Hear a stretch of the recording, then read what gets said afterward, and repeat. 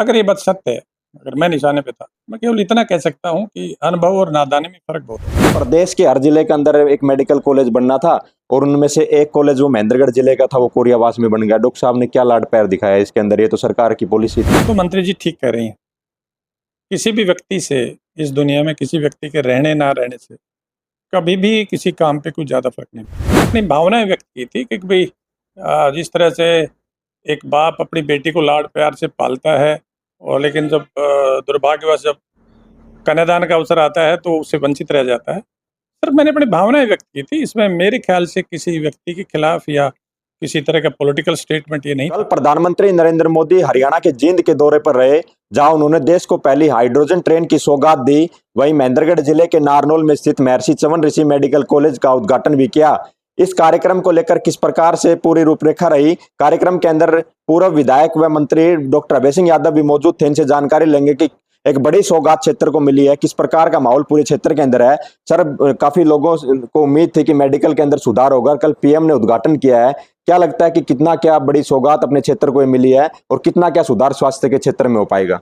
देखिए, ये सही है कि माननीय प्रधानमंत्री जी ने जिसका लोकार्पण किया है मेडिकल महर्षि चवन मेडिकल कॉलेज का, तो डेफ़िनेटली अब इस के काम में गति मिलेगी और ये बहुत विकसित होगा ये, और प्रधानमंत्री जी के लोकार्पण के बाद में ये गारंटी होगी कि बहुत अच्छा चलेगा। दूसरी तरफ अगर बात की जाए तो उद्घाटन समारोह के अंदर दो बयानों की खासकर विशेष रूप से चर्चा रही, जिसमें डॉक्टर साहब एक आपका बयान था कि मैंने इस मेडिकल कॉलेज को बड़े लाड प्यार से पाला लेकिन कन्यादान करने का समय नहीं मिला। वहीं दूसरी तरफ से भी अप्रत्यक्ष रूप से निशाना जरूर साधा गया है, उसमें हालांकि नाम नहीं किसी का लिया गया कि एक व्यक्ति के रहने और ना रहने से कोई फर्क नहीं पड़ता, लेकिन मेडिकल कॉलेज हम सबके सहयोग से चलेगा। तो इस प्रकार जो जो बयान है इनकी राजनीतिक गलियारों में चर्चा कल से है, तो किस तरह से आप ये दोनों बयानों को देखते हैं सर? देखिए, जहाँ तक मेरा बयान है उसके बारे में तो मैं आपको बता सकता हूँ। मैं इस संस्था से भावुकता से जुड़ा हुआ हूँ। प्रारंभ से ही इस संस्था के संपर्क में है। मैं कंस्ट्रक्शन के दौरान भी लगातार जाता रहा हूँ और एक लगाव सा हो रहा है।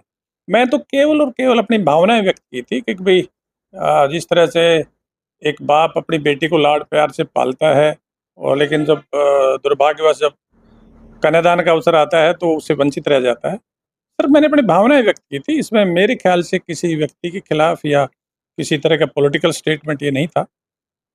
बाकी मैं अपनी बात कह सकता हूँ। सियासी लोग तो ये कह रहे हैं कि दूसरी तरफ से जो निशाना था उस पे डॉक्टर अभय सिंह थे। आप किस तरह से उस पूरे बयान को देखते हैं जिसमें मंत्री जी ने कहा कि एक ही लोग उसकी आवश्यकता नहीं रहती और एक ही आदमी जो है उसके ना रहने या रहने से कोई फर्क नहीं पड़ता। इस बयान को किस तरह से देखते हैं आप? देखिए, जहाँ तक बयान का शाब्दिक अर्थ है, वो तो मंत्री जी ठीक कह रही हैं। किसी भी व्यक्ति से, इस दुनिया में किसी व्यक्ति के रहने ना रहने से कभी भी किसी काम पे कोई ज़्यादा फ़र्क नहीं पड़ता। मतलब अंग्रेजी की बड़ी फ़ेमस सेइंग है, nobody is indispensable in this world. तो वो तो वहाँ तक तो सत्य है।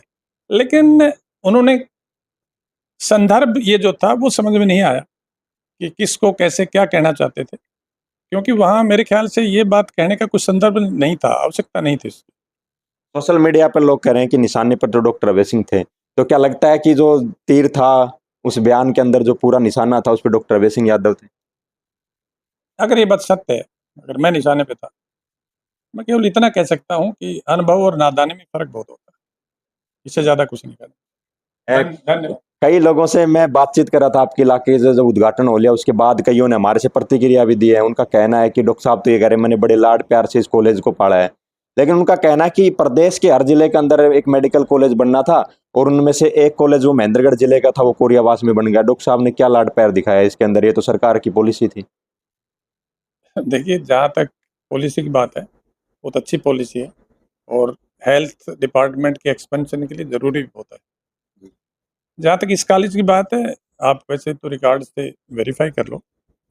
इस कॉलेज की घोषणा माननीय मनोहर लाल जी ने उस समय की थी, जब ये पॉलिसी घोषणा तब तक नहीं हुई थी और इस कॉलेज में इस इलाके को ज़रूरत थी, इसलिए इस ज़रूरत के मुताबिक ये कॉलेज बनाया गया था। यहाँ के पेशेंट जयपुर जाते हैं, रास्ते में मरते आते हैं। तो केवल उस बात के लिए हमने प्रयास किया था और ये कॉलेज इस इलाके के लिए बहुत बड़ा आशीर्वाद साबित होगा।